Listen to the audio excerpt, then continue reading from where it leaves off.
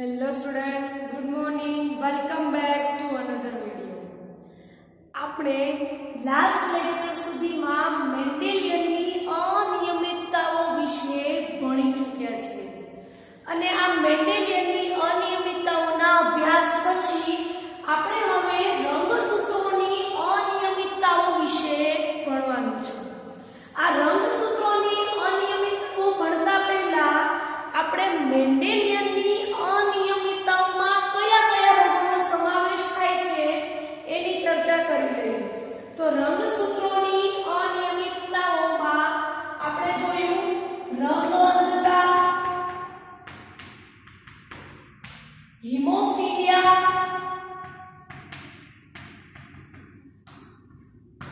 Sickle cell anaemia,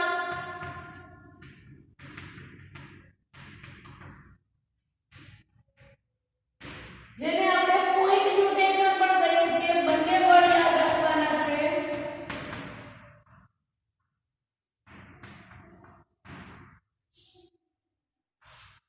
ત્યારબાદ ફિનાઇલ કીટોન્યુરિયા,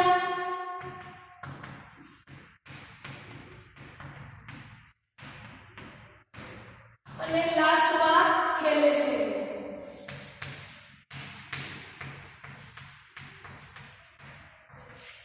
આ બધા રોગોનો આપણે આજે મેન્ડેલિયનની અનિયમિતતાઓમાં એનો સમાવેશ થાય છે અને આપણે એને ડિટેલમાં ભણ્યા છે.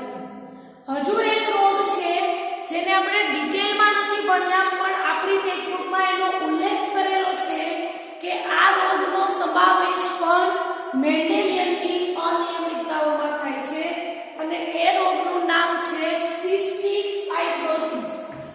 શું નામ છે? Cystic fibrosis. આ રોગ પણ મેન્ડેલિયનની અનિયમિતતાઓનો જ છે. હવે ફરીથી હું રિપીટ કરું છું, બધા રોગોનું નામ યાદ રાખવાનું છે કે મેન્ડેલિયનની અનિયમિતતાઓમાં કયા કયા રોગોનો સમાવેશ થાય છે. તો રંગ અંધતા, હિમોફિલિયા, સિકલ સેલ એનિમિયા જેને આપણે પોઈન્ટ મ્યુટેશન પણ કહીએ છીએ, ફિનાઇલ કીટોન્યુરિયા અને થેલેસેમિયા, લાસ્ટમાં સિસ્ટિક ફાઇબ્રોસિસ. આ બધા રોગો મેન્ડેલિયનની અનિયમિતતાના છે.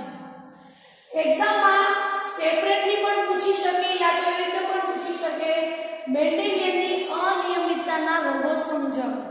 તો આપણને નામ પણ યાદ હોવા જરૂરી છે. એ કયા જનીનની વિકૃતિથી થાય છે બધું ડિટેલમાં યાદ રાખવાનું છે. તો આ આપણે મેન્ડેલિયનની અનિયમિતતાઓ બધી ભણી ગયા અને હવે આપણે સ્ટાર્ટ કરવાનું છે રંગસૂત્રોની અનિયમિતતાઓ.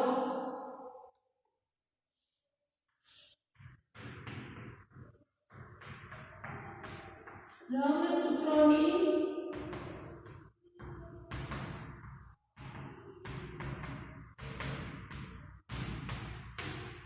રંગસૂત્રોની જે અનિયમિતતાઓની જે થિયરી છે હું ખાસ કહું છું કે એની બધી લાઈન ટુ લાઈન યાદ રાખવાની છે કારણ કે આ થિયરીની બધી જ લાઈનમાંથી એમસીક્યુ નીકળી શકે છે કારણ કે બધી લાઈન એટલી ઇમ્પોર્ટન્ટ છે.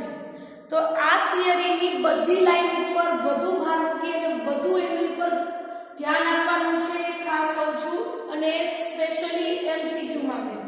થિયરી પોર્શન પણ પૂછાય છે રંગસૂત્રોની અનિયમિતતાઓ સમજાવો 4 માર્ક્સમાં અને એમાંથી એમસીક્યુઝ પણ ઘણા નીકળી શકે છે. તો આ થિયરી ઉપર વધુ ફોકસ કરવાનું છે. સ્ટાર્ટ કરીએ આપણે રંગસૂત્રોની અનિયમિતતાઓ. આપણે મેન્ડેલિયનની અનિયમિતતાઓ અને રંગસૂત્રોની જે અનિયમિતતાઓ છે એની બંનેની કમ્પેર કરીએ. રંગસૂત્રોની અનિયમિતતાઓ આપણે ભણ્યા નથી પણ આપણે શબ્દોમાં સમજીએ. તો મેન્ડેલિયનની અનિયમિતતાઓમાં શું થતું હતું કે કોઈ જનીન હોય એ જનીનમાં વિકૃતિ સર્જાય એને આપણે શું કહીએ છીએ? મેન્ડેલિયનની અનિયમિતતા. પણ અહીંયા રંગસૂત્રોની અનિયમિતતાઓમાં શું થતું હશે તો આપણે જોઈએ. મનુષ્યમાં રંગસૂત્રોની સંખ્યા કેટલી છે? 23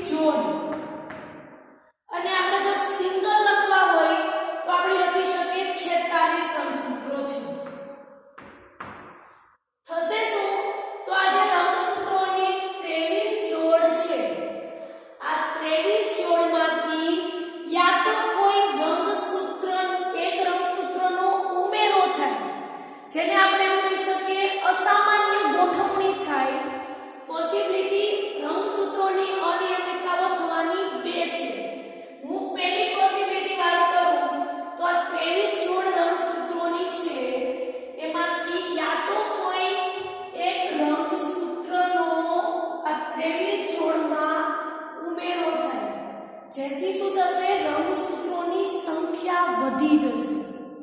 તો એના માટે આપણે બીજો શબ્દ વાપરી શકીએ કે અસામાન્ય ગોઠવણી થાય. યા તો બીજી પોસિબિલિટી એવી થઈ શકે કે આ જે 23 જોડ રંગસૂત્રોની છે એમાંથી કોઈ એક રંગસૂત્રની ગેરહાજરી થઈ જાય, જેથી પણ શું થશે, રંગસૂત્રોની સંખ્યા ઘટી જશે. રંગસૂત્રોની અનિયમિતતા થવાની મેં શું કીધું, બે પોસિબિલિટી હોઈ શકે. યા તો 23 જોડમાં એક રંગસૂત્રનો ઉમેરો થાય, યા તો આ 23 જોડ જે રંગસૂત્રની છે એમાંથી કોઈ એક રંગસૂત્રની ગેરહાજરી થાય. તો આ બંને રીઝનને આપણે રંગસૂત્રોની અનિયમિતતાઓ કહી શકીએ. હવે આપણે ડિટેલમાં જોઈએ તો રંગસૂત્રોની અનિયમિતતાઓ જે છે એ બે પ્રકારે હોય છે. કયા બે પ્રકારે આપણે જોઈએ? ફર્સ્ટ છે એન્યુપ્લોઇડી. ફર્સ્ટ શું છે? એન્યુપ્લોઇડી. અને સેકન્ડ છે પોલીપ્લોઇડી.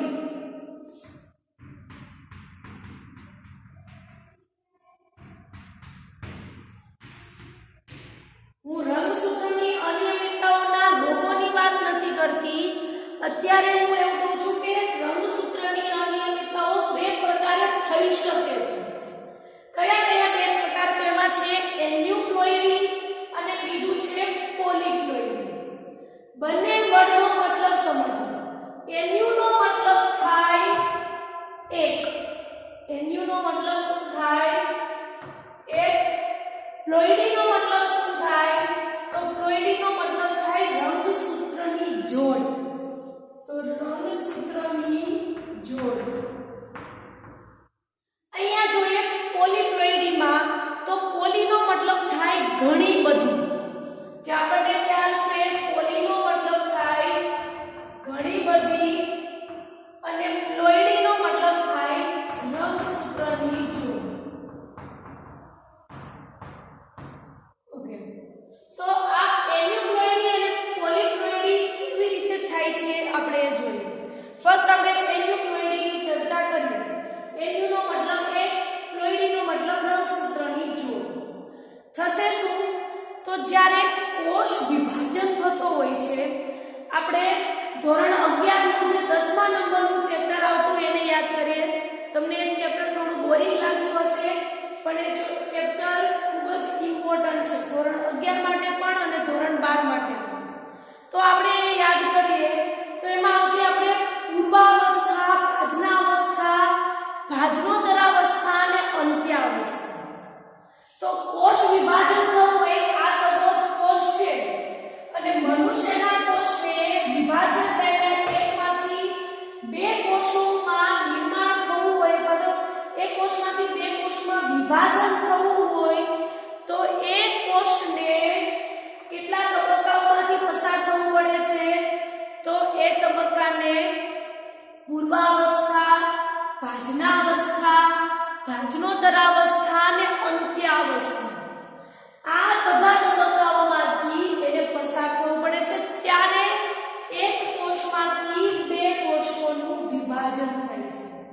તો થશે શું? તો કોષની અંદર કોષ કેન્દ્ર આવેલું હોય, કોષ કેન્દ્રની અંદર રંગસૂત્ર આવેલા હોય છે અને જ્યારે વિભાજન થશે ત્યારે શું થશે? આપણે થોડું એવું ડિટેલમાં જોઈએ સમજવા માટે કે આ કોષ છે, એની અંદર કોષ કેન્દ્ર છે અને આ રંગસૂત્ર છે. થશે શું? તો આ કોષ છે એને વિભાજન થવાનું છે. તો આ આપણે જોઈએ આ પૂર્વાવસ્થા છે. પૂર્વાવસ્થામાં ખાલી શું થાય છે?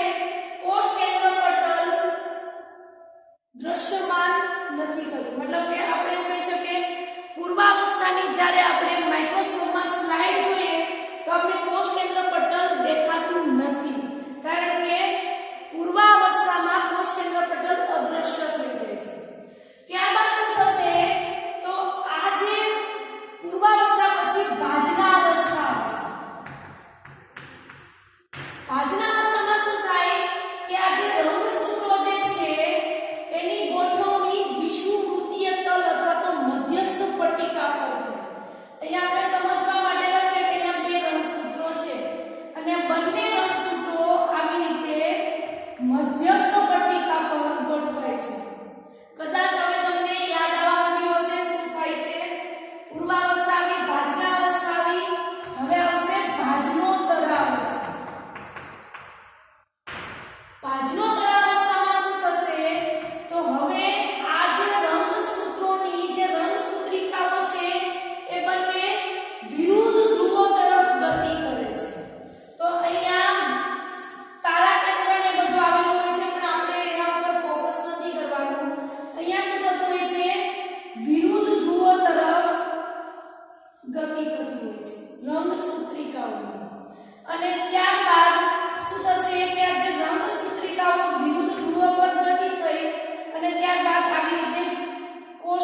વિભાજન થાય અને એકમાંથી બે કોષોનું સર્જન થાય છે.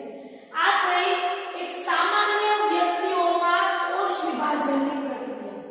પણ હવે અહીંયા શું થશે તો આ જ્યારે એન્યુપ્લોઇડી થશે ત્યારે પૂર્વાવસ્થા સેમ હશે, ભાજનાવસ્થા સેમ હશે. પ્રોબ્લેમ ક્યાંથી સ્ટાર્ટ થશે? ભાજનોત્તર અવસ્થાથી. ભાજનોત્તર અવસ્થામાં શું થશે તો આપણે જ્યારે એન્યુપ્લોઇડી થશે ત્યારે આ આકૃતિને હું અહીંયા ડ્રો કરું છું. આ આપણે સામાન્ય વ્યક્તિની વાત કરી. હવે આપણે જોવાનું છે એન્યુપ્લોઇડીમાં શું થશે. તો આ જે રંગસૂત્રિકાઓનું વિશ્લેષણ થવું જોઈએ, મતલબ કે એકબીજાથી છૂટી પડવી જોઈએ સામાન્ય વ્યક્તિમાં, એવું એન્યુપ્લોઇડીમાં નથી થતું. શું થશે એન્યુપ્લોઇડીમાં? તો યા તો આવી રીતે થઈ જશે.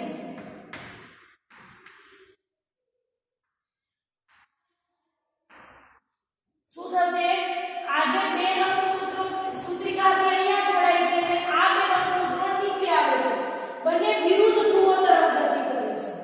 અને જ્યારે એન્યુપ્લોઇડી થશે ત્યારે શું થશે કે આ જે રંગસૂત્રો જે છે એ ભાજનોત્તર અવસ્થામાં જ્યારે વિરુદ્ધ ધ્રુવો તરફ ગતિ કરવા જોઈએ એના બદલે ગતિ કંઈક આવા ટાઈપની થશે.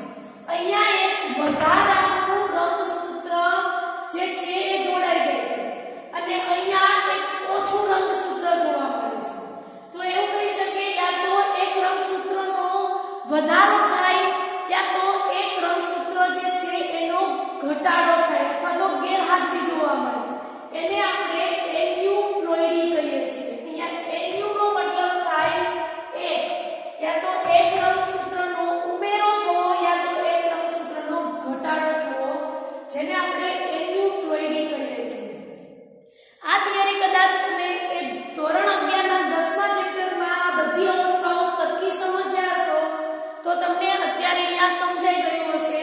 પણ જે સ્ટુડન્ટે એ ચેપ્ટર ઉપર ધ્યાન નહીં આપ્યું હોય એને કદાચ આ સમજવામાં પ્રોબ્લેમ થયો હશે. પણ એક વખત ધોરણ 11 ની બુક જોઈ લેજો અને આ ચારે ચાર અવસ્થા વાંચી લેજો, કારણ કે અત્યારે ડિટેલમાં આ ચારે ચાર અવસ્થાઓ ભણાવવી પોસિબલ નથી. ક્લિયર? તો આ જે છે એ એક રંગસૂત્રનો ઉમેરો થાય યા તો ઘટાડો થાય. અહીંયા એન્યુનો મતલબ જ લખ્યો છે એક, મતલબ કે એક રંગસૂત્રનો ઉમેરો થવો યા તો ઘટાડો થવો, જેને એન્યુપ્લોઇડી કહીએ છીએ. તો આપણે અહીંયા લખીએ એન્યુપ્લોઇડી ક્યારે થશે તો જ્યારે કોષ વિભાજન થતું હશે ત્યારે શું થાય છે? રંગસૂત્રિકાઓનું વિશ્લેષણ થાય છે. તો રંગસૂત્રિકાઓનું વિશ્લેષણ થશે, પણ વિશ્લેષણ થવાના સમયે રંગસૂત્રોનો એક સેકન્ડ યા તો વધારો થવો, પણ અહીંયા આપણે પ્રોપર શબ્દ વાપરીએ એક રંગસૂત્રનો એક તો વધારો થવો યા તો એક રંગસૂત્રનો ઘટાડો થવો, જેને આપણે એન્યુપ્લોઇડી કહીએ છીએ. ત્યારબાદ આપણે વાત કરીએ પોલિપ્લોઇડી. પોલિપ્લોઇડીમાં શું થતું હોય છે તો પોલિપ્લોઇડી આપણે ભાજનોત્તર અવસ્થા જોઈ, જેમાં રંગસૂત્રિકાઓ આવી રીતે વિરુદ્ધ ધ્રુવો તરફ ગતિ કરે છે. પછી અંત્યાવસ્થા આવે છે અને પછી કોષ રસ વિભાજન થાય છે. અંત્યાવસ્થા સુધીમાં શું થાય છે કે આ સપોઝ કોષ છે તો એમાં શું આવેલું હોય? એક કોષ કેન્દ્ર આવેલું હોય છે અને અંત્યાવસ્થા સુધીમાં એક કોષ કેન્દ્રમાંથી બે કોષ કેન્દ્રોનું નિર્માણ થાય છે. અને ત્યારબાદ પછીનો તબક્કો આવે છે કોષ રસ વિભાજન. અને કોષ રસ વિભાજનમાં શું થશે કે હવે જે કોષ કેન્દ્રની આજુબાજુ જે કોષ રસ આવેલો છે બહારની બાજુએ એનું પણ વિભાજન થશે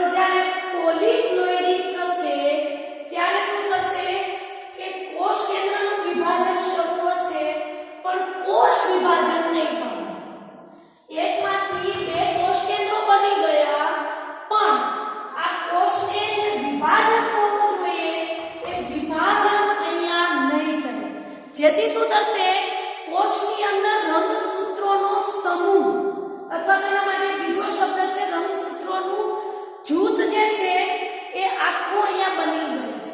અહીંયા પોલીનો જ મતલબ છે ઘણી બધી, મતલબ કે ઘણા બધા રંગસૂત્રોનું જૂથ બની જાય છે અને જેને આપણે પોલીપ્લોઇડી કહીએ છીએ. તો શું થશે, કોષ વિભાજન દરમિયાન કોષ વિભાજન નથી પામતું, જેથી શું થશે, રંગસૂત્રોનો સમૂહ થઈ જશે અથવા તો રંગસૂત્રોનું જૂથ બની જશે અને જેને આપણે પોલીપ્લોઇડી કહીએ છીએ. નોર્મલી જોવા જઈએ તો પોલીપ્લોઇડી જે રંગસૂત્રની અનિયમિતતા જે છે એ પ્રાણીઓમાં ઓછી જોવા મળે છે, પણ વનસ્પતિઓમાં આ પ્રકારની અનિયમિતતા વધુ જોવા મળે છે. તો શું થશે, આ પ્રકારની પોલીપ્લોઇડી જે છે એ મોટા ભાગે અથવા તો મુખ્યત્વે વનસ્પતિમાં વધુ જોવા મળે છે. આ એમસીક્યુમાં ભૂલાવું ના જોઈએ, કઈ અનિયમિતતા વનસ્પતિઓમાં વધુ જોવા મળે છે એવો એમસીક્યુ આવી શકે. તો એન્યુપ્લોઇડી હોઈ શકે, એમસીક્યુમાં પોલીપ્લોઇડી, એટલે 3-4 એમસીક્યુ હશે, પણ આન્સર શું આવશે, પોલીપ્લોઇડી. મોટા ભાગે આ પ્રકારની અનિયમિતતાઓ વનસ્પતિઓમાં વધુ જોવા મળતી હોય છે, જ્યારે પ્રાણીઓમાં બહુ રેરલી જોવા મળતી છે અથવા તો કહી શકે નહિવત પ્રમાણમાં જોઈએ છે. આ પ્રકારની અનિયમિતતા મુખ્યત્વે વનસ્પતિઓમાં જોઈએ છે. તો અહીંયા આપણે શું જોયું કે રંગસૂત્રોની અનિયમિતતા જે છે એ બે પ્રકારે હોઈ શકે, યા તો એન્યુપ્લોઇડી યા તો પોલીપ્લોઇડી. એન્યુનો મતલબ શું થાય, એક, યા તો એક રંગસૂત્રનો ઉમેરો થાય યા તો એક રંગસૂત્રનો ઘટાડો થાય, જેને આપણે એન્યુપ્લોઇડી કહીએ છીએ. પોલીપ્લોઇડીમાં એક જ પોસિબિલિટી છે કે કોષનું વિભાજન નહીં થાય, એટલે ઘણી બધી રંગસૂત્રોની જે જોડ હશે એનું જૂથ બની જશે, જેને આપણે પોલીપ્લોઇડી કહીએ છીએ. તો અહીંયા હું થોડી વાર માટે પોઝ કરું છું, પછી આપણે ડિટેલમાં જોઈએ રંગસૂત્રોની અનિયમિતતાઓ.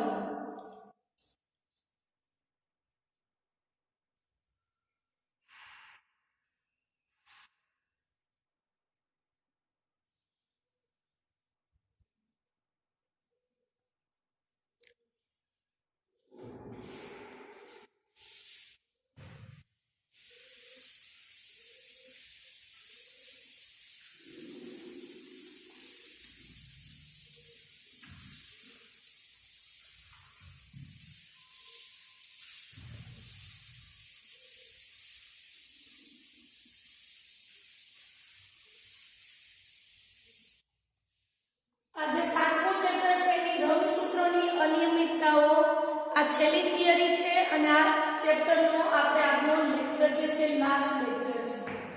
તો આપણે જોઈએ રંગસૂત્રોની અનિયમિતતામાં હજુ આગળ ડિટેલમાં. તો ફરીથી આપણે જોઈએ તો મનુષ્યમાં રંગસૂત્રોની સંખ્યા કેટલી છે, 23 જોડ. સિંગલ લખવું હોય તો 46, જેમાં આપણે કહીએ છીએ કે જે 22 જોડ જે છે એટલે 22ની જોડ સુધી નર અને માદા બંનેમાં રંગસૂત્રો સરખા હોય છે, જેથી આપણે એને દૈહિક રંગસૂત્ર કહીએ છીએ. અને 23ની જોડ જે છે એને આપણે લિંગી રંગસૂત્ર કહીએ છીએ, જે આપણે ઘણી વખત ભણી ચૂક્યા છીએ અને તમને પણ ખ્યાલ હશે કે મનુષ્યમાં 23 જોડ છે, 22 દૈહિક છે, 22 જોડ સુધી 1 થી 22 અને 23મી જોડ છે એને આપણે લિંગી રંગસૂત્ર કહીએ છીએ.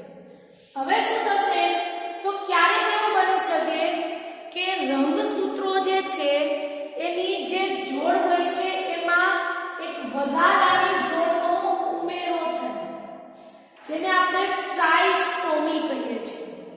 હું ફરીથી રિપીટ કરું છું, એમસીક્યુ માટે આ બંને લાઈન જે આપણે ભણવું છું એ ખાસ યાદ રાખવાની છે કે મનુષ્યમાં 23 જોડ જે રંગસૂત્રોની હોય છે એમાં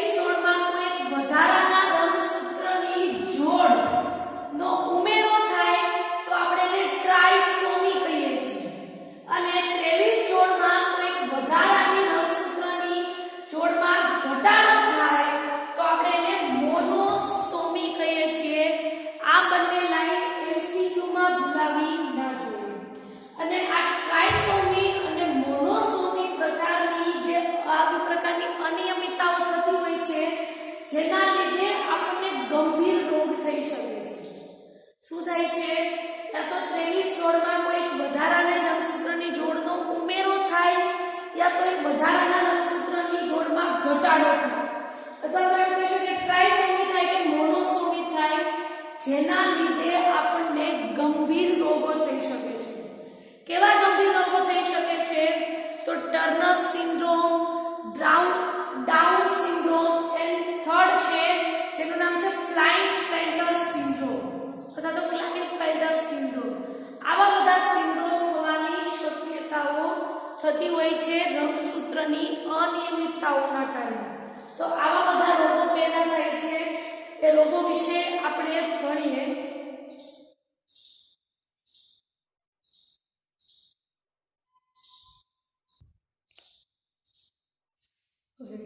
તો હવે આપણે ડિટેલમાં જોઈએ રંગસૂત્રોની અનિયમિતતાના જે રોગો છે એના કયા રોગોનો સમાવેશ થાય છે. Down syndrome, Turner syndrome and third છે ક્લાઇનફેલ્ટર સિન્ડ્રોમ. આ બધાને આપણે ડિટેલમાં જોઈએ. જેવી રીતે આપણે મેન્ડેલિયનની અનિયમિતતાના રોગોને ડિટેલમાં ભણ્યા હતા, એવી રીતે આપણે આ જે રંગસૂત્રોની અનિયમિતતાના જે રોગો છે એના વિશે ભણીએ.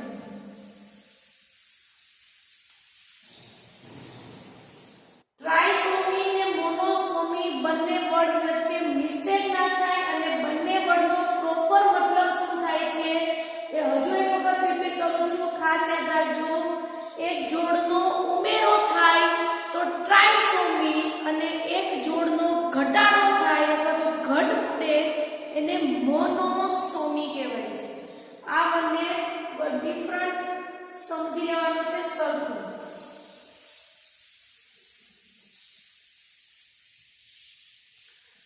ઓકે, તો ફર્સ્ટ આપણે ડાઉન સિન્ડ્રોમ વિશે ભણીએ. Down syndrome.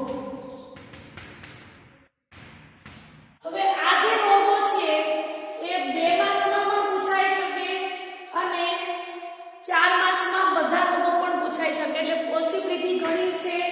એવી રીતે પૂછાય રંગસૂત્રોની અનિયમિતતાઓ સમજાવો. તો આપણે ફર્સ્ટ જ્યાંથી સ્ટાર્ટ કર્યું ત્યાંથી લઈને 3 રોગો પૂરા થાય ત્યાં સુધી સમજાવવાનું આવશે.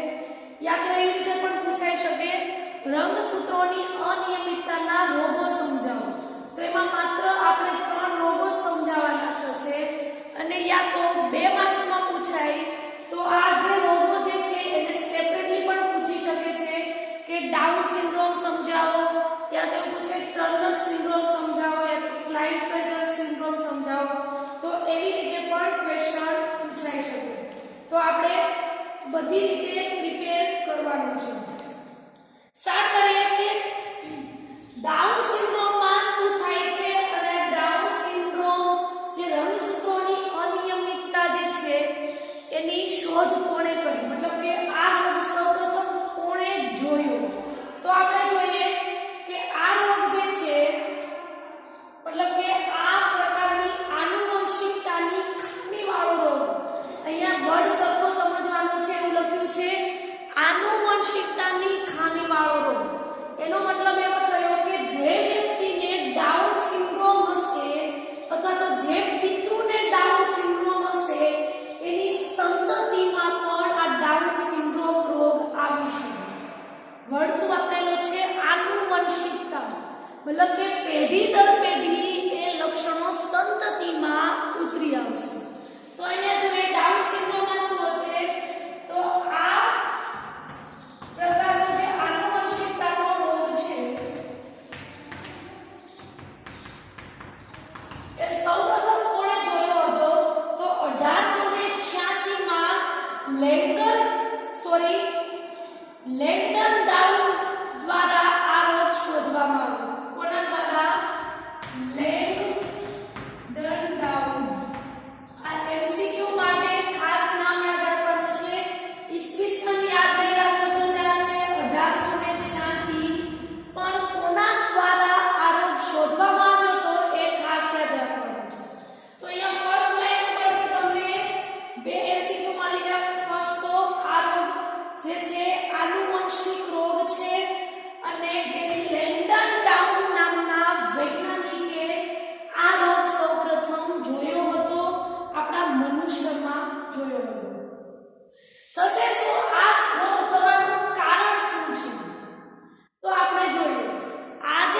છે એ દૈહિક રંગસૂત્રોની જે જોડ હોય છે, જેમ કે રંગસૂત્રની 21મી જોડ.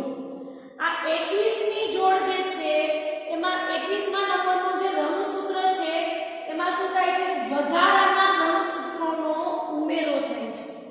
શું થાય છે? મનુષ્યમાં જે 23 જોડ રંગસૂત્રની હોય છે એમાંથી જે 21મું રંગસૂત્ર હોય છે એમાં શું થાય છે? એક વધારાના રંગસૂત્રનો ઉમેરો થાય છે. શું થશે? 21મા રંગસૂત્રમાં એક વધારાના રંગસૂત્રનો ઉમેરો થશે. ઉમેરો થશે એટલે શું થશે? તો આપણે જોઈએ આ 21મું રંગસૂત્ર છે જેમાં એક હજુ વધારાનું રંગસૂત્રનો ઉમેરો થશે, મતલબ કે આવા ટાઈપનું થશે. તો શું થશે કે આ પ્રકારના 21મા રંગસૂત્રમાં એક વધારાના રંગસૂત્રનો ઉમેરો થાય એને આપણે ડાઉન સિન્ડ્રોમ કહીએ છીએ. શું કહીએ છીએ? Down syndrome. અને વધારાનું રંગસૂત્રનો ઉમેરો થાય તો એના માટે આપણે મોનોસોમી વર્ડ વાપરી શકીએ કે ટ્રાયોસોમી? હમણાં આપણે અહીંયા મોનોસોમી અને ટ્રાયોસોમી વચ્ચે તફાવત જોયો. અહીંયા શું થાય છે કે જે મનુષ્યનું 21મું રંગસૂત્ર છે એમાં એક વધારાનું રંગસૂત્રનો ઉમેરો થાય છે. અને આપણે ઉમેરો થશે તો એના માટે આપણે કયો શબ્દ વાપરીએ છીએ? ટ્રાયસોમી. તો અહીંયા શું આવશે? ટ્રાયસોમી. જોવાનું એ છે કે જે રોગ આ સંતતિમાં ઉતરી આવશે, મતલબ કે 21મા રંગસૂત્રમાં એક વધારાનું રંગસૂત્ર ઉમેરાશે તો એના લીધે રોગ ડાઉન સિન્ડ્રોમ થાય છે. પણ એના લક્ષણો કયા કયા છે? તો આપણે એના લક્ષણો જોઈએ. લક્ષણોમાં છે પહેલા તો જે વ્યક્તિને આ ડાઉન સિન્ડ્રોમ થયો હશે એનું ટૂંકું કદ હશે, મતલબ કે હાઈટ એની ઓછી હશે, કદ ટૂંકું. ત્યારબાદ નેક્સ્ટ જોઈએ તો આ રોગવાળો જે વ્યક્તિ છે એનું માથું ગોળ હોય છે. કેવું હોય છે? ગોળ માથું. ત્યારબાદ છે કે ખાંચયુક્ત તિરાડવાળી જીભ હોય છે. જે વ્યક્તિને ડાઉન સિન્ડ્રોમ થયો હશે એને જે જીભ હોય છે એ ખાંચાયુક્ત અને તિરાડવાળી હોય છે. તો અહીંયા લખીએ ખાંચયુક્ત તિરાડવાળી જીભ. બધા લક્ષણો ખાસ યાદ રાખવાના છે. ત્યારબાદ છે હથેળી જે હોય છે એ હથોડી નોર્મલ માણસ કરતા એના કદના પ્રમાણમાં હથેળી ખૂબ જ મોટી હોય છે. શું હોય છે? હથેળી એનું કદ હોય છે એની કમ્પેરમાં હથેળી ખૂબ જ મોટી હોય છે. ત્યારબાદ એનું જે મુખ હોય છે એ આંશિક રીતે ખુલ્લું હોય છે, મતલબ કે થોડા એવા પ્રમાણમાં એનું મુખ ખુલ્લું હોય છે, સાવ એ મુખ બંધ કરી શકતું નથી. તો આંશિક રીતે મુખ ખુલ્લું. ત્યારબાદ આપણે અન્ય લક્ષણો જોઈએ તો એમાં શારીરિક અને માનસિક મંદતા હોય છે. શું હોય છે? શારીરિક અને માનસિક મંદતા હોય છે. અને છેલ્લું છે કે એનું જે એક સેકન્ડ માનસિક વિકાસ જે હોય છે એ પણ રૂંધાયેલો હોય છે. તો બીજું જોઈએ માનસિક વિકાસ રૂંધાયેલો. આ બધા લક્ષણો જે છે એ ડાઉન સિન્ડ્રોમના છે. ફરીથી રિપીટ કરું છું, આ પ્રકારના આનુવંશિકની રોગ જે આનુવંશિકતા પ્રકારનો જે રોગ છે એની શોધ કોણે કરી હતી? લેન્ડન ડાઉને 1886માં સૌપ્રથમ આ પ્રકારનો રોગ આપણા મનુષ્યમાં એણે જોયો. કેવી રીતે થાય છે આ રોગ થવાનું કારણ શું છે? તો કારણ આપણે જોઈએ તો મનુષ્યમાં જે 23 જોડ રંગસૂત્રની હોય છે એમાં 21મા નંબરનું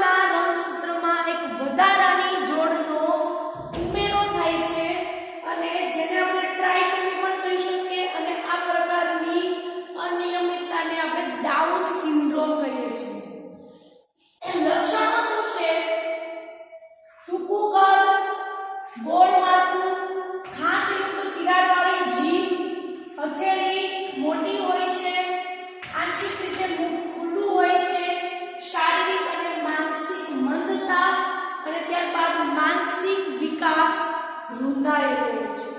આવા બધા લક્ષણો જે છે એ જોવા મળે છે.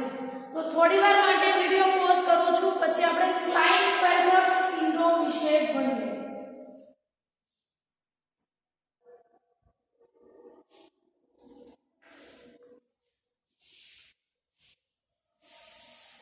ઓકે, તો ડાઉન સિન્ડ્રોમના અભ્યાસ બાદ આપણે ક્લાઇન્ટફેલ્ટર્સ સિન્ડ્રોમ વિશે ભણવાનું છે. અહીંયા હથેળી મોટી હોય છે અને ગંડીઓ વાળી હોય છે, એ જોઈ લો છો.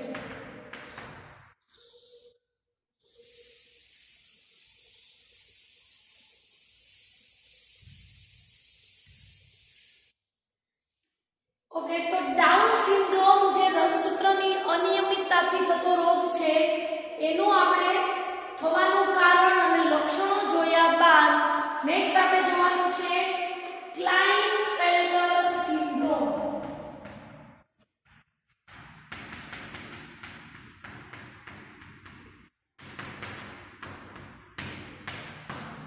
ક્લાઇન્ટફેલ્ટર્સ સિન્ડ્રોમ જે છે એ એક વર્ડમાં સમજી લો કે આ રોગ જે છે એ પુરુષમાં થતો રોગ છે. શેમાં થાય છે? આ રોગ જે છે એ પુરુષમાં થાય છે. શોર્ટમાં સમજાવું છું, પછી આપણે એને થોડું ડિટેલમાં જોઈએ. આ રોગ પુરુષમાં થાય છે. કેવી રીતે થાય છે? તો આપણે 22 જોડ દૈહિક છે અને 23મી જોડ જે છે એને આપણે લિંગી રંગસૂત્ર કહીએ છીએ. કારણ કે એમાં નર અને માદામાં, મતલબ કે જો XY હોય તો નરના લક્ષણો નિર્ધારિત કરે છે, 2X હોય તો એ માદાના લક્ષણો નિર્ધારિત કરે છે. તો આપણે જોઈએ નરમાં શું જોવા મળે છે? 23મી જોડમાં XY. તો આ XY જે રંગસૂત્ર છે એમાં જ્યારે જે પુરુષને ક્લાઇન્ટફેલ્ટર્સ સિન્ડ્રોમ થયો હશે એ વ્યક્તિમાં આ જે XY જે રંગસૂત્રની છે એમાં એક વધારાનું X રંગસૂત્રનો ઉમેરો થાય છે. તો હવે આપણે ટોટલ રંગસૂત્રોની સંખ્યા ગણીએ તો જોડમાં છે કે આપણે 23 કીધી, નહીતર સિંગલમાં કેટલી થાય? 46. અને એમાં એક હજુ વધારાનું X રંગસૂત્રનો ઉમેરો થયો તો 46 ના બદલે કેટલા થશે? રંગસૂત્રોની સંખ્યા 47 થશે. અને આ જે X રંગસૂત્રનો ઉમેરો થયો, નોર્મલી આપણે જોઈએ તો માદામાં શું હોય છે? 2X રંગસૂત્ર હોય છે. મતલબ કે જે X રંગસૂત્રો જે હોય છે એ શેના માટે હોય છે? માદા માટે, જે માદાના લક્ષણો નિર્ધારિત કરે છે. અને આ X રંગસૂત્રો જ માદામાં જે ઇસ્ટ્રોજન, પ્રોજેસ્ટેરોન જેવા જે અંતઃસ્રાવોની જરૂર હોય છે એ બધું નિયંત્રણ આ X રંગસૂત્રોના જનીનો દ્વારા થતું હોય છે. થશે શું? તો હવે અહીંયા 2X રંગસૂત્રો થયા. એક X ને એક Y હશે રંગસૂત્રો, ત્યાં સુધી એ નરના લક્ષણો જ નિર્ધારિત કરશે. પણ અને માદામાં શું હોય છે? 2X હોય છે. તો હવે આ 2X રંગસૂત્રો જે છે, આ 2X રંગસૂત્રો હવે નરમાં જોવા મળશે. તો હવે એ પુરુષના લક્ષણો કરતા એમાં સ્ત્રીઓના લક્ષણો વધુ જોવા મળશે. શું જોવા મળશે? 2X રંગસૂત્રો ભેગા થશે એટલે હવે એમાં સ્ત્રીઓના લક્ષણો જોવા મળશે. અને સ્ત્રીઓમાં જે અંતઃસ્રાવોનો જે સ્ત્રાવ થાય છે, જેવા કે ઇસ્ટ્રોજન છે, પ્રોજેસ્ટેરોન છે, આ બધા અંતઃસ્રાવો આપણને ખબર છે, આપણે ઋતુચક્ર ભણ્યા છીએ અને ત્રીજા ચક્રમાં ઘણી બધી થિયરીઓ ભણ્યા છે, જેમાં જોયું હતું કે સ્ત્રીઓ માટે આ ઇસ્ટ્રોજન અને પ્રોજેસ્ટેરોન નામના અંતઃસ્રાવો કેટલા જરૂરી છે. તો આ બધા અંતઃસ્રાવો પુરુષોમાં નથી હોતા, એ પણ તમને ખબર છે. તો હવે શું થશે કે એ આ X રંગસૂત્રો ઇસ્ટ્રોજન અને પ્રોજેસ્ટેરોન જે અંતઃસ્રાવ છે એના નિયંત્રણ થતું હોય છે આ X રંગસૂત્રોના જનીનો દ્વારા.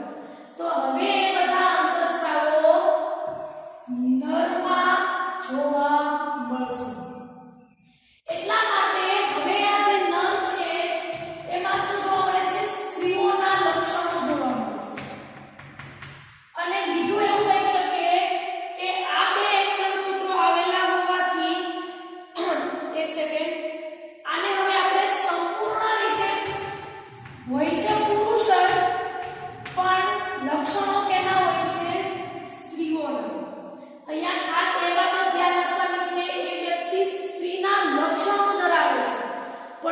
છે સંપૂર્ણ રીતે પુરુષ જ, અને આ વ્યક્તિને આપણે વંધ્ય પણ કહી શકીએ.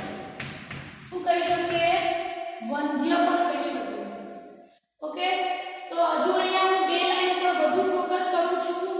બે એક્સ અને વાય રંગસૂત્ર હોવાથી એ વ્યક્તિઓમાં હશે સ્ત્રીઓના લક્ષણો, પણ એ હશે સંપૂર્ણપણે પુરુષ જ. પુરુષ હશે પણ લક્ષણો સ્ત્રીઓના હશે, જેને આપણે વંધ્ય પણ કહી શકીએ છીએ. તો આ આપણે શોર્ટમાં જોયું. હવે સાથે થોડું ડિટેલમાં પણ જોઈ લઈએ.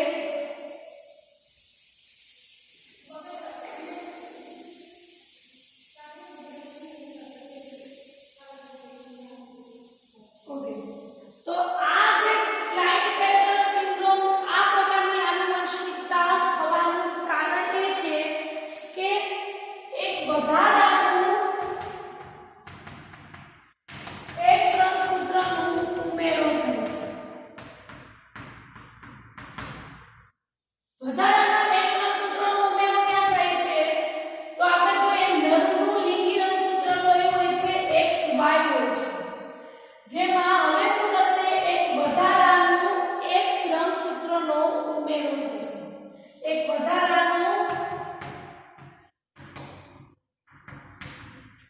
રંગસૂત્ર જે છે એનો ઉમેરો થશે, જેના લીધે હવે કેરિયોટાઇપમાં 46 રંગસૂત્રના બદલે રંગસૂત્રોની સંખ્યા 47 થશે. અહીંયા આપણે ટેક્સ્ટમાં કેરિયોટાઇપ એવો વર્ડ લખેલો છે. એનો મતલબ એવો થાય કે એક સાથે આપણે જે 46 રંગસૂત્રોનો જે ચાર્ટ જોઈએ છે, અથવા તો એક સાથે જે 46 રંગસૂત્રો જે હોય છે એક સાથે, એને આપણે કેરિયોટાઇપ કહી શકીએ. અને એ કેરિયોટાઇપમાં હવે એક વધારાના રંગસૂત્રોનો ઉમેરો થાય છે, જેથી હવે રંગસૂત્રોની સંખ્યા 47 થશે. થશે શું? તો XY રંગસૂત્ર સાથે X રંગસૂત્ર જોડાઈ જાય છે, જેના લીધે આ જે વ્યક્તિ હશે એ હશે સંપૂર્ણપણે પુરુષ. હશે સંપૂર્ણ રીતે પુરુષ, પણ લક્ષણો કોના હશે? સ્ત્રીઓના.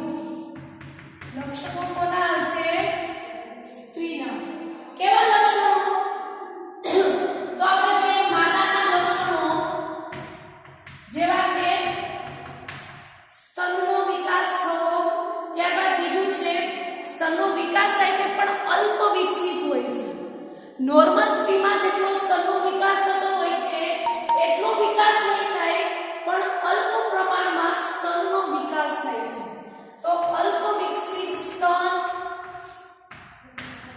વગેરે જેવા લક્ષણો અહીંયા અભિવ્યક્ત થાય છે. અને આવી વ્યક્તિ જે છે એ વંધ્ય હોય છે. કેવી હોય છે? વંધ્ય હોય છે. તો આ ક્લાઇનફેલ્ટર સિન્ડ્રોમ આ પ્રકારનો છે. એમસીક્યુમાં યાદ રાખવા જેવી લાઈન, ક્લાઇનફેલ્ટર સિન્ડ્રોમમાં એક્સ રંગસૂત્રોનો ઉમેરો થાય છે. બીજું યાદ રાખવાનું, રંગસૂત્રોની સંખ્યા 47 થાય છે. ત્રીજું, સંપૂર્ણ રીતે પુરુષ હોય પણ લક્ષણો સ્ત્રીના હોય છે. આ વ્યક્તિને આપણે વંધ્ય કહી શકીએ છીએ. અને માતાના લક્ષણો એમાં જોવા મળે છે, જેમ કે અલ્પ વિકસિત, સ્તનનો વિકાસ થવો વગેરે જેવા લક્ષણો જોવા મળે છે. આ ક્લાઇનફેલ્ટર સિન્ડ્રોમનો થોડીવાર માટે પોઝ કરું છું, પછી આપણે ટર્નર સિન્ડ્રોમ વિશે ભણીએ.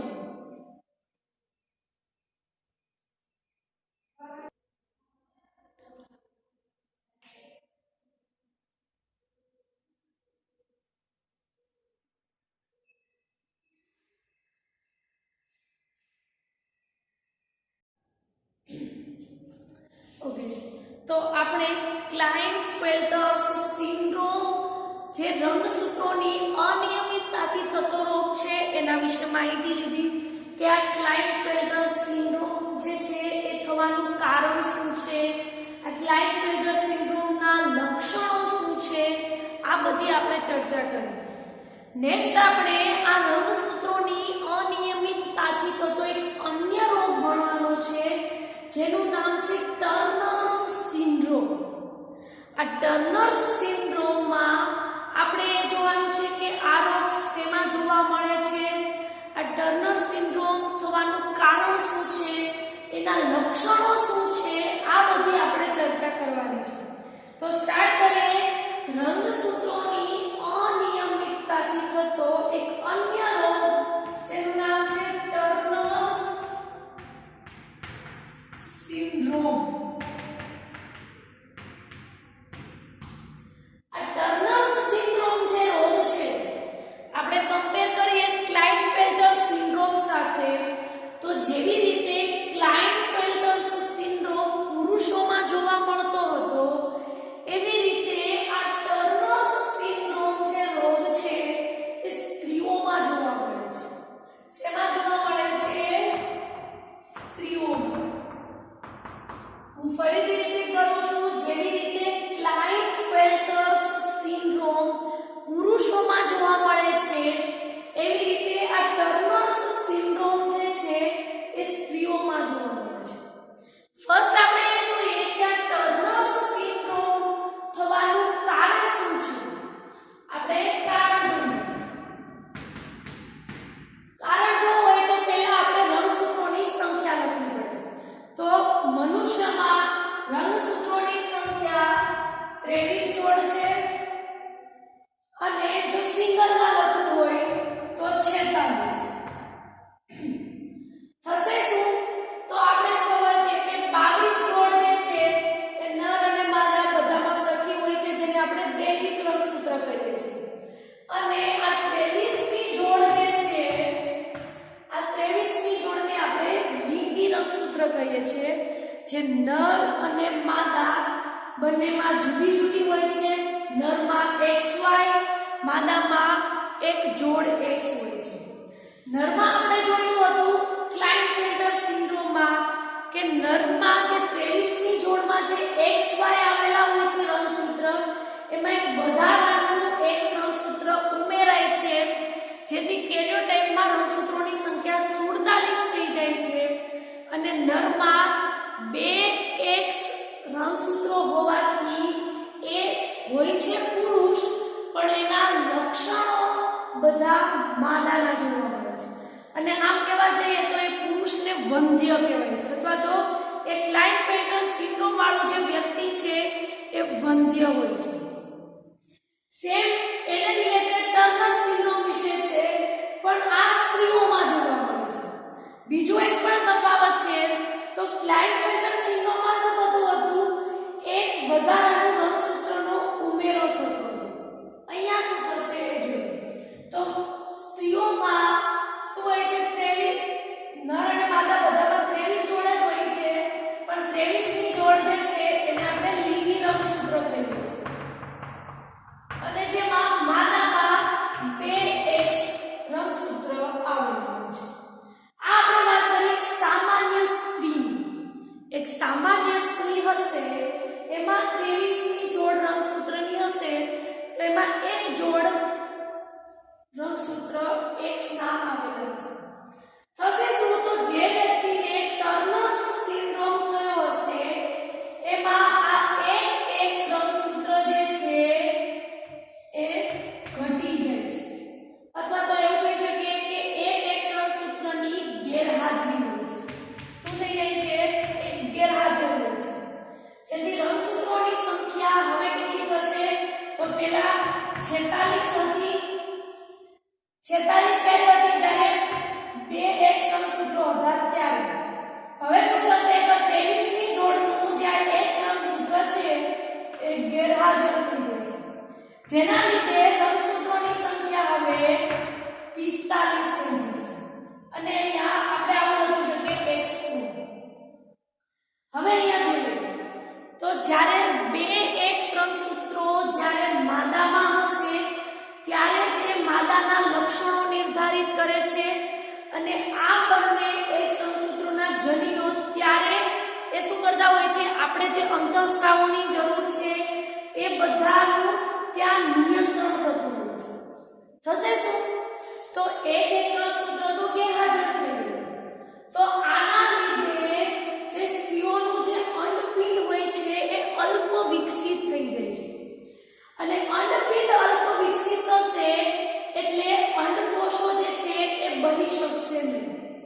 અને જે સ્ત્રીઓમાં અંડકોષો ના બને એને આપણે વંધ્ય કહી શકીએ. તો અહીંયા જોઈએ શું થાય છે, એક X ગેરહાજર થયું જેના લીધે અંડપિંડ અલ્પ વિકસિત થઈ ગયું. અંડપિંડ અલ્પ વિકસિત થશે એટલે અંડકોષો બની શકશે નહીં, અને અંડકોષો ના બને તો આપણે એ સ્ત્રીને વંધ્ય કહી શકીએ. જે તમે લિંગ નિશ્ચયમાં ભણ્યા છો, જ્યારે લિંગ નિશ્ચયની બેઝિક તમે જે માહિતી મેળવી હતી એમાં, તો એક સ્વ પ્રકારનું જે હશે એ સ્ત્રી કેવી કહેવાશે, વંધ્ય. અને કોઈ પુરુષ વંધ્ય ક્યારે કહેવાય, જ્યારે એમાં આવા ટાઈપના રંગસૂત્ર જોવા મળે ત્યારે. હજુ એક વખત રિપીટ કરું છું, કોઈ પુરુષ વંધ્ય ક્યારે હશે કે જ્યારે એમાં એક વધારાનું એક રંગસૂત્રનો ઉમેરો થાય અને એ વ્યક્તિમાં રંગસૂત્રોની સંખ્યા 47 હોય છે. જ્યારે કોઈ સ્ત્રી વંધ્ય ક્યારે હોઈ શકે, તો વંધ્ય જોઈએ તો જો એક રંગસૂત્ર હોય અને 2 X હશે તો એ નોર્મલ જ કહેવાય, તો એ કોઈ વંધ્ય તો નથી થવાનું. જો Y રંગસૂત્રનો ઉમેરો થાય તો એ સ્ત્રી ના કહેવાય, પુરુષ કહેવાય, તો એમાં વંધ્ય થવાની પોસિબિલિટી જ નથી. તો સ્ત્રી વંધ્ય ક્યારે હોઈ શકે કે જ્યારે એમાં 2 X રંગસૂત્ર આવેલા હોય અને એમાંથી આ X રંગસૂત્ર ની ગેરહાજરી હોય અને આ વિપુલ રંગસૂત્ર જોવા મળે. એટલે કે રંગસૂત્રોની સંખ્યા કેટલી થઈ જશે, 45. જેથી અંડપિંડ અલ્પ વિકસિત થશે. અંડપિંડ અલ્પ વિકસિત થશે એટલે એ અંડકોષો નહીં બનાવી શકે. અંડકોષો નહીં બને તો એ સ્ત્રીને આપણે વંધ્ય કહી શકીએ. આપણે એના લક્ષણો જોઈએ તો લક્ષણોમાં જે સ્ત્રીઓના જે દ્વિતીય ગુણ લક્ષણો હોય છે એનો અભાવ હોય છે. શું લખ્યું છે, સ્ત્રીઓમાં જે દ્વિતીય ગુણ લક્ષણો હોય છે એનો અભાવ હોય છે. હવે દ્વિતીય ગુણ લક્ષણો કયા હોઈ શકે, ત્યારે એમાં એક રંગસૂત્ર દૂર થાય છે. તો આ જે છે એ શું થાય છે, 23 જોડ રંગસૂત્રની હોય છે, એમાંથી જે લિંગી રંગસૂત્ર જે માદામાં 2X હોય છે એમાં એક રંગસૂત્ર ની ગેરહાજરી થઈ જાય છે, જેના લીધે રંગસૂત્રોની સંખ્યા 46 માંથી 45 થઈ જશે. અને એક રંગસૂત્ર દૂર થશે એટલે અંડપિંડ અલ્પ વિકસિત થઈ જશે અને આ રોગવાળો વ્યક્તિ જે હશે એને વંધ્ય કહી શકીએ આપણે.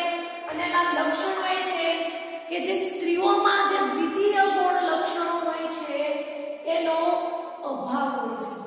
તો આ જે ટોપિક સાથે આપણે 5મું ચેપ્ટર જે છે એ કમ્પ્લીટ થાય છે, જેમાં આપણે લાસ્ટ ટોપિક ભણ્યા છે રંગસૂત્રોની અનિયમિતતાઓ. તો આ રંગસૂત્રોની અનિયમિતતામાં ખાસ ધ્યાન રાખજો, કોઈ કન્ફ્યુઝન ના થાય, કેમ કે અલગ અલગ વર્ડ આવતા હોય છે, અલગ અલગ રોગો હોય છે અને MCQs જે છે એમાં ઘણી વખત ટ્વિસ્ટ કરીને પૂછાય છે, એટલે એક લાઈન ઉપર વધુ ફોકસ કરજો. થોડી વાર માટે પોઝ કરું છું, પછી હોમવર્કમાં ક્વેશ્ચન આપું છું.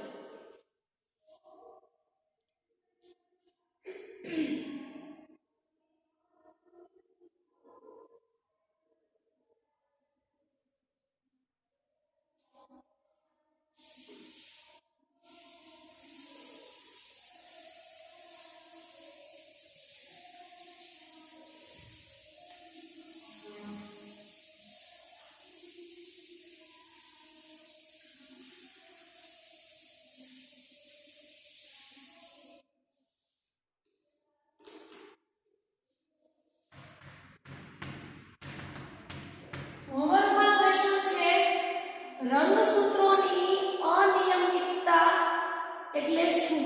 એક વખત એ લખવાનું છે.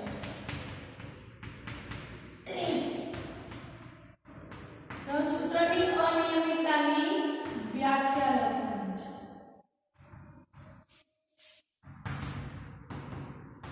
એકવાર આ ક્વેશ્ચન લખવાનું છે, ત્યારબાદ રંગસૂત્રની અનિયમિતતાના પ્રકાર એન્યુપ્લોઇડી અને પોલિપ્લોઇડી. એન્યુપ્લોઇડી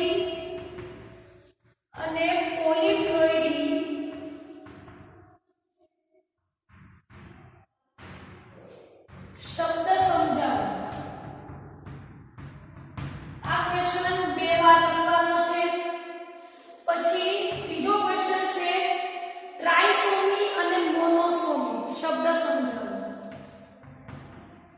ટ્રાઇસોમી અને મોનોસોમી ત્રણ વાર લખવાનું છે. પછી લખવાનું છે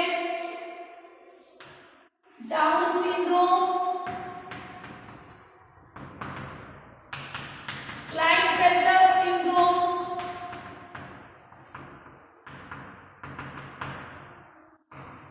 અને થર્ડ છે જે આપણે હમણાં ભણ્યા ટર્નર્સ સિન્ડ્રોમ.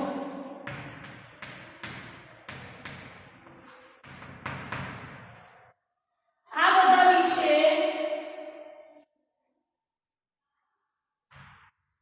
બે વાર લખવાનું છે. હોમવર્કમાં શું ક્વેશ્ચન છે રંગસૂત્રની અનિયમિતતા એટલે શું એની વ્યાખ્યા લખવાની છે. એન્યુક્લોઇડી અને પોલિપ્લોઇડી શબ્દ સમજાવવાનો છે. ટ્રાઇસોમી અને મોનોસોમી જે ત્રણ વાર, ડાઉન સિન્ડ્રોમ, ક્લાઇનફેલ્ટર સિન્ડ્રોમ અને ટર્નર સિન્ડ્રોમ જે બે વાર લખવાનું છે. આ આખી થિયરીમાં અહીંયા જોઈએ તો ટ્રાઇસોમીનો મતલબ શું થશે? એક રંગસૂત્રનો ઉમેરો થાય છે. મોનોસોમી મતલબ એક જોડ રંગસૂત્ર જે છે એનો ઘટાડો થાય છે. એન્યુક્લોઇડીમાં શું થશે? એક જોડ રંગસૂત્રની જે છે એમાં શું થાય છે? વધારો યા તો ઘટાડો થાય છે. જ્યારે કોષ વિભાજન થતું હોય, રંગસૂત્રિકાનું વિશ્લેષણ ના થાય ત્યારે. પોલિપ્લોઇડી જે છે આ પોલિપ્લોઇડીમાં શું થાય છે? એક સેકન્ડ. પોલિપ્લોઇડીમાં કોષ રસનું વિભાજન ના થાય જેના લીધે રંગસૂત્રો જે છે એનું જૂથ કોષોમાં જોવા મળશે. પોલીનો મતલબ જ થાય ઘણી બધી. તો એ બંને ટ્રાઇસોમી ને ક્લિયર થયું. ત્યારબાદ ડાઉન સિન્ડ્રોમ, ક્લાઇનફેલ્ટર્સ અને ટર્નર્સ આ બધા વિશે બે વાર લખવાનું છે. અને બીજું અહીંયા ખાસ પોલિપ્લોઇડી જે છે એ વનસ્પતિઓમાં મુખ્યત્વે જોવા મળે છે એ બાબત ભૂલાવી ના જોઈએ.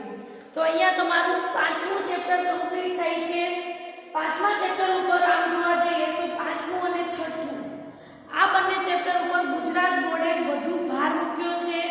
એના ગુણ પણ વધારે છે. લાસ્ટ યર જ્યારે સિલેબસ કટ નતો થયો એ ટાઈમે આ જે ચેપ્ટર છે એ 9 માર્ક્સનું હતું અને છઠ્ઠું 8 માર્ક્સનું હતું. અત્યારે 30%માં સિલેબસમાં ઘટાડો થયો છે તો પણ હજુ બ્લુપ્રિન્ટ આવી નથી. પણ પાંચમું અને છઠ્ઠું આ બંને ચેપ્ટરના ગુણભાર વધારે જશે. એટલે આ બંને ચેપ્ટર ઉપર આપણે વધારે ફોકસ કરવાનું છે. ક્લિયર?